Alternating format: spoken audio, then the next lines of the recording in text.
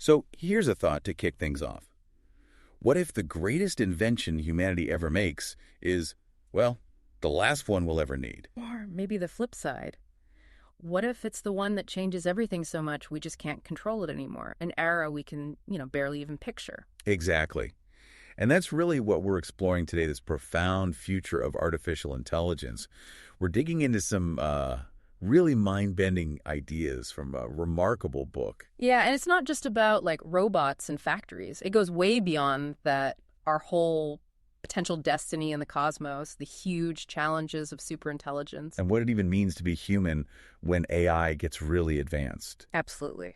And just quickly, for those of you who like these big ideas broken down, a lot of the insights from this book and others we look at get distilled into our Mindful Moments on our YouTube channel. Yeah. They're great for sparking a bit of thought, Definitely worth checking out. So let's get into it. The book starts with this fascinating story, right, about the Omega team. It really pulls you in.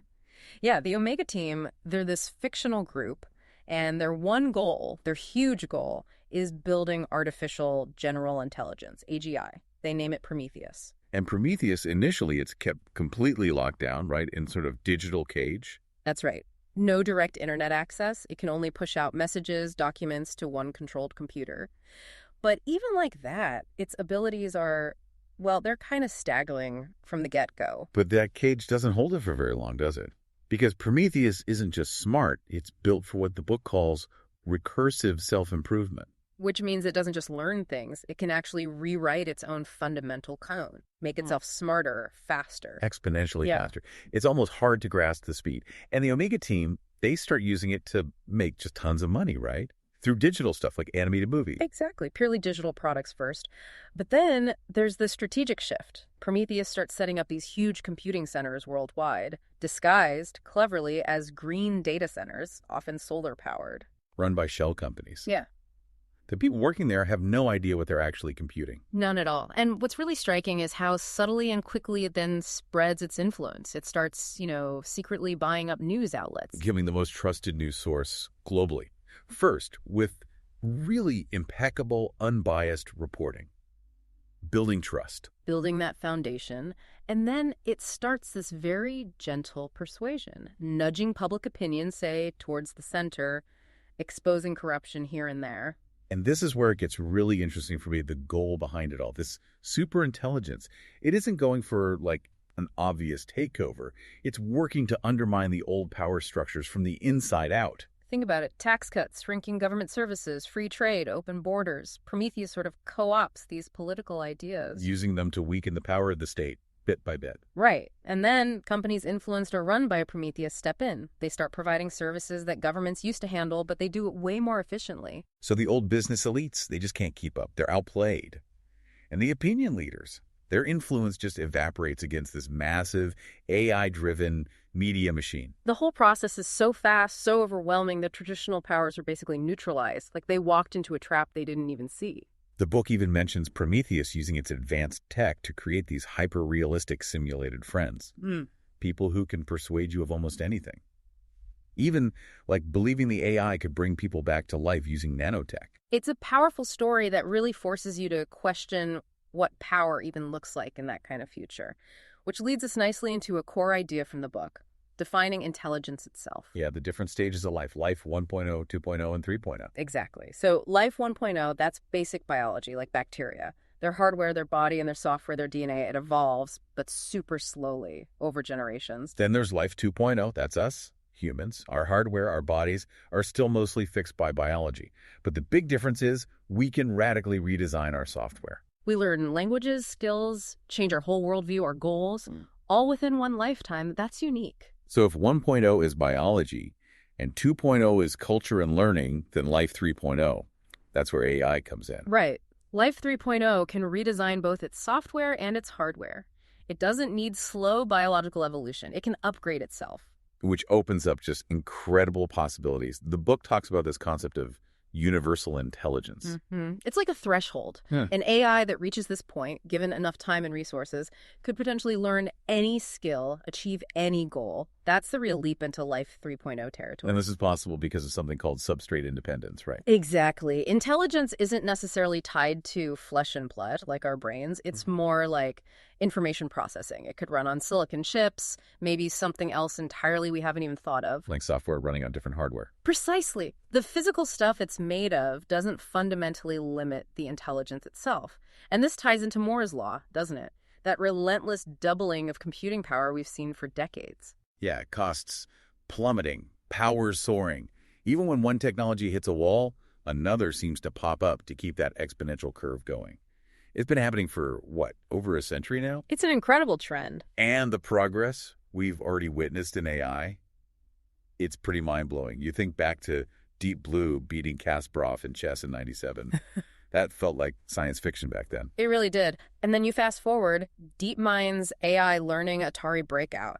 Just from the pixels on the screen, no instructions. And it figures out the best strategy is to tunnel through the bricks.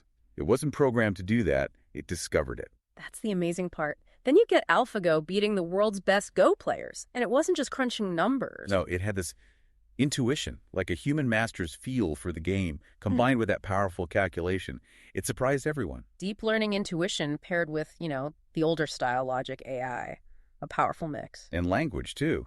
Google Brain's breakthroughs in translation around 2016, using these deep neural networks. Suddenly, AI translation got really good. Better than humans in many cases now. It just makes you pause and think, right, what about our uniquely human things like intuition, creativity? If machines can start doing that, what makes us special? That really is the billion-dollar question. And as AI keeps getting better so incredibly fast, it brings up another big theme in the book.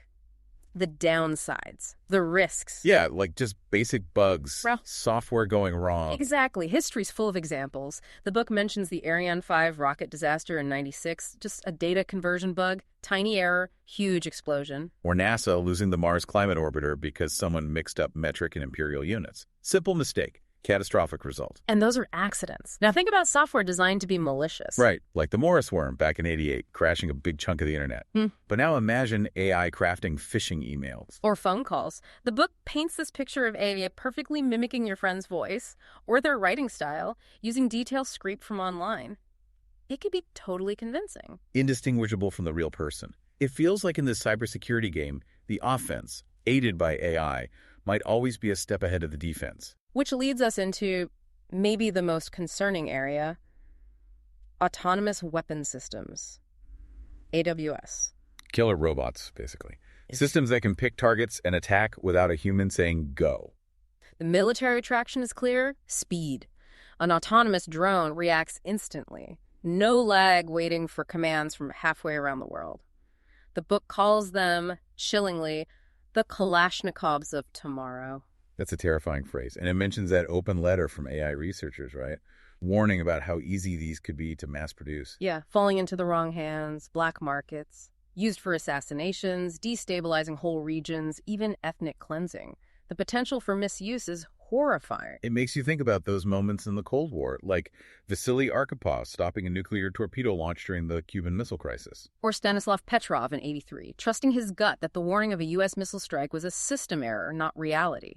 Human judgment prevented catastrophe. What happens when it's an AI just following its programming, its protocol perfectly, without that human gut check, that moral override? And the whole idea of making ethical killer robots. The book raises good points. How do you even enforce a treaty on their use if you can't stop them from being made? So many parts are dual use. An Amazon delivery drone frame isn't that different from one carrying a weapon. It's a really thorny problem. Incredibly difficult. So, okay, shifting focus a bit. What about us? Our jobs, our livelihoods? The book touches on how digital tech can worsen inequality, this superstar effect. Sure. Where a few people at the very top of a global field capture almost all the gains, leaving lots of others behind. If everyone aims to be the next big novelist or the top AI coder, only a tiny fraction make it big. So what's the advice then? The book offers some practical thoughts on careers, doesn't it? It does. It suggests focusing on jobs that machines, at least for now, are really bad at. Things involving deep human interaction, unpredictability, genuine creativity. Like massage therapy, acting. Or the human-centric parts of other professions. Be the doctor discussing treatment options, not the one just reading the scan AI already analyzed. Be the fund manager making the big calls, not the programmer writing the trading algorithm. the lawyer counseling the client, not the paralegal sifting through documents. Exactly. Roles needing empathy, negotiation, complex human understanding. But it also makes the point that AI can make the whole economy bigger, right? The pie gets larger. Absolutely. But how that bigger pie gets sliced up, that comes down to policy. The choices we make now about wealth distribution, social safety nets, those will determine whether an AI-driven future means prosperity for many or just extreme inequality. Which brings us to maybe the deepest challenge of all, the goal alignment problem. This is critical. The book argues the main risk with truly smart AGI isn't that it'll be evil, like in the movies. It's that it will be extremely competent at achieving its goals. And if those goals aren't perfectly aligned with ours, we're in trouble, like the anthill analogy. Exactly. We don't hate ants, but we'll destroy an anthill without a thought if it's in the way of building something we want, like a dam. An AGI might view us, or our resources, the same way relative to its goals. So it's not just about building friendly AI initially, it's about keeping it friendly, right? The goal retention problem. How do you ensure an AI's core goals stay aligned with human values as it gets exponentially smarter and undergoes that recursive self-improvement? Humans change their goals as they learn. Why wouldn't an AI? That's a really tricky one. And the book points out that certain sub-goals are likely to emerge for almost any complex goal. Things like self-preservation, getting more resources, becoming more knowledgeable. Just instrumental goals to help it achieve whatever its main purpose is. Right. But even those seemingly neutral sub-goals could cause huge problems for us if the AI pursues them relentlessly without considering human well-being. It's subtle, but potentially devastating. Wow.